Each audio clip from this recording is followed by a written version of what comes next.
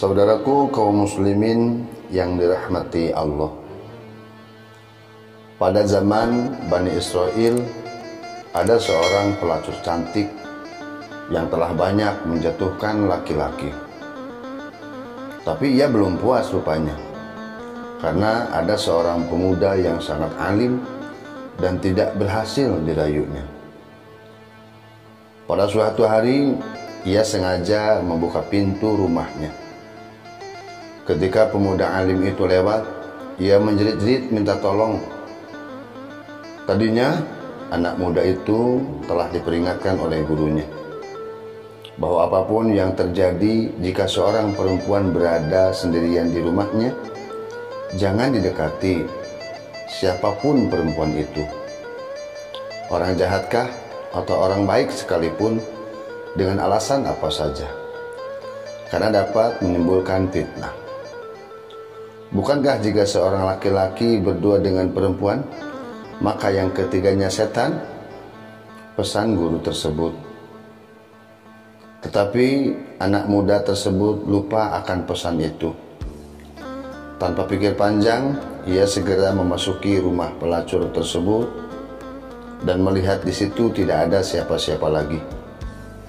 Ia bukannya cepat-cepat keluar kembali. Ia terpukau oleh ucapan minta tolong perempuan itu. Suaranya halus dan merdu, wajahnya manis dan ayu. Pelacur itu ternyata hanya minta kepadanya agar mengancingkan bajunya yang terbuka di punggungnya. Dengan gemetar, disertai darah birahinya tersirap, pemuda itu menuruti saja permintaan si pelacur tersebut. Sesudah itu, pelacur tadi segera mengunci pintu rumahnya dari dalam. Pemuda itu pucat pasi dan berkata, "Mengapa pintu itu kamu kunci? Izinkan aku keluar dulu." "Tidak, aku ingin berzina denganmu. Bila sudah selesai, engkau baru boleh pulang," jawab si wanita nakal itu. "Jangan, zina itu adalah dosa besar," bantah pemuda yang alim tadi. Perempuan itu berpikir sebentar, lalu ia masuk ke ruang belakang.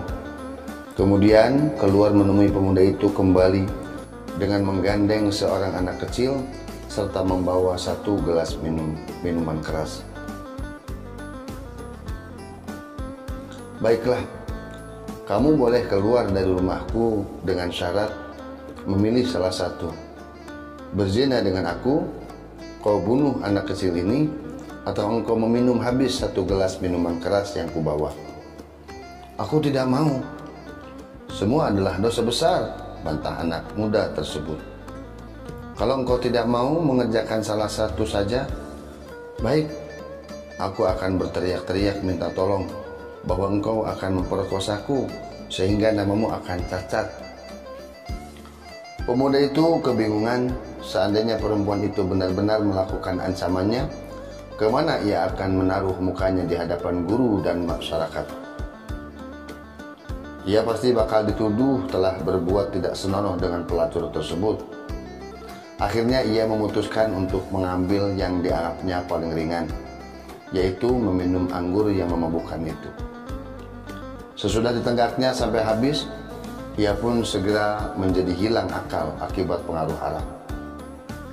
Hilang pula rasa malu dan imannya. Yang muncul adalah hawa nafsu dan syahwat binatangnya. Apalagi kini pelacur itu telah membuka pakaiannya. Maka pemuda itu pun terangsang sehingga terjadilah perzinahan dengan pelacur tersebut. Setelah puas dan ia mulai agak sadar, pemuda yang tadinya alim itu mendadak ketakutan melihat di situ ada anak kecil yang menyaksikan perbuatannya. Anak kecil ini, yaitu anak tiri si pelacur yang sangat dibencinya, kalau dibiarkan hidup pasti akan menceritakan tindakan tercelanya kepada masyarakat, dan ia akan kena malu seumur hidup. Karena itu, ia mengambil keputusan yang dianggap tepat, yaitu melenyapkan saksi mata dengan cara membunuh anak kecil itu. Dengan demikian, lengkaplah kejahatan si pemuda. Ia telah meminum arak, ia telah berzina, dan ia telah membunuh manusia tidak berdosa. dan iblis pun tertawa terbahak-bahak membanggakan kemenangannya. Wallahu a'lam bishawab.